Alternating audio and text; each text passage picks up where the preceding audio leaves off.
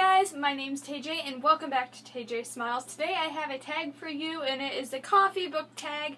This tag originated from Bangity Bangs and his YouTube channel. If you haven't seen it, I'd be a little shocked. He is kind of bigger in the booktube community, but I will link his channel in the description box below. So let's go ahead and get into this tag. It's a short little tag, only 8 questions, so super fun and easy. Let's get started. The first question is Black, a series that is tough to get into but has hardcore fans and fandoms. And for me, that is the Mortal Instruments series by Cassandra Clare. It just seems like I got started into this series late. And there's the main series and there's spin-off series, and like she's always publishing some other book that goes along with the Mortal Instruments in this world. I feel like there's so many books and so many different series and spin-off series and so much to this world, and like I feel like I can never catch up because there's constantly being a new book published, and oh my gosh, and it's not that I can't get into this series, because I can. I love it. It's just there's so many and I get so discouraged when I'm in the middle of reading book 4 and boom, another one's published, so I have 8 more to go. Like, there's so much. Oh my goodness. No, I'll never finish. Number 2, Peppermint Mocha, a book that gets more popular during the holiday season. For this, I have Let Us Know by John Green, Marie Johnson, and Lauren Miracle. This is 3 short stories put together, all being told around the Christmas time. So of course this book gets a little popular during the Christmas season. I mean, it's not like you sit down on Easter dinner and you're like, you know what? I'm going to read Let It Snow when I get home from dinner, so I'm going to go do that. No, this is definitely a Christmas, holiday, winter-themed book, so Peppermint Mocha, you are. 3 is Hot Chocolate, your favorite childhood book. And I couldn't think of, like, my favorite childhood book unless it's, like, Everybody Poops. So, like, I just went with Junie B. Jones. This was the first, like, chapter book the first chapter book series that I really got into and I really loved, and this is the series that got me into reading. I read them all, my brothers read them all, it was great. I read them to the kids I babysit. Like, they're such genuine books and you can't not love some Junie B. Jones. 4, A Double Shot of Espresso, a book that kept you on the edge of your seat until the very end. And for me, that was Paper Towns by John Green. As I was reading this book, I got so engulfed into Margot and her story, and I just wanted to know what happened to her, where she went, how Q was going to go about finding her. Like, it was insane. I ended up loving this book so much. It's weird because, like, my friend Erin, shout out to Erin, she wasn't as crazy about this book as I was. And she's like, yeah, I didn't really like it. I found it boring. I'm like, no way. I was like, I must find out what happens next. And then I was so geeked for the movie when it came out. So, like, I don't know. This book, I just love it. It's fun. It's easy to read. Great classic John Green contemporary right here. Number 5, Starbucks, a book that you see everywhere. And, oh my gosh. This series, the fandom is so huge, you just see it everywhere, and I can't even complain about it. This isn't even a bad thing.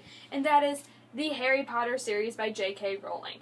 Every bookstore you go into, you're going to see Harry Potter books, a Harry Potter display case, wands, knickknacks, everything. You go to a book convention, there's going to be booths just for Harry Potter.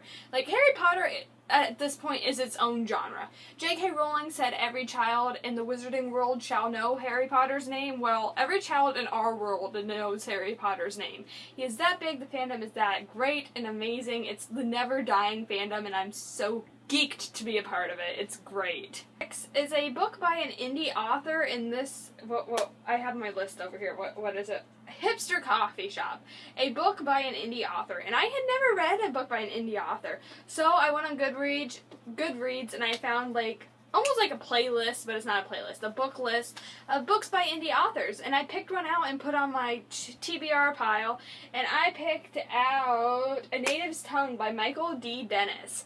So that is on my current TBR pile now because I never realized that I had never read any books by an indie author, so gotta get on that. Oops, I accidentally got Decaf, a book that you were expecting a little bit more from. And that, for me, don't yell at me when I say this, I know this book is all the hype right now, and I'm currently in the middle of reading it. I'm like 150 some pages into it. I know it's like a 500-page book, so I'm not very far into it. It's just with all the hype, I had expected to be hooked into it at this point, and so far I'm not hooked into it. So as of right now, it has not met my expectations. But I'll do a book review on it, and who knows, maybe my opinion on this will change by then, because like I said, I'm only 150 some pages into a 500-page book. But for me, right now, a book that I have been expecting more from, and I just have not got it, is The Unexpected Everything by Morgan Matson. I took it out of the dust jacket because, like I said, I am currently reading it, and I never read with the dust jacket on because I don't want to ruin the dust jacket because they're so beautiful.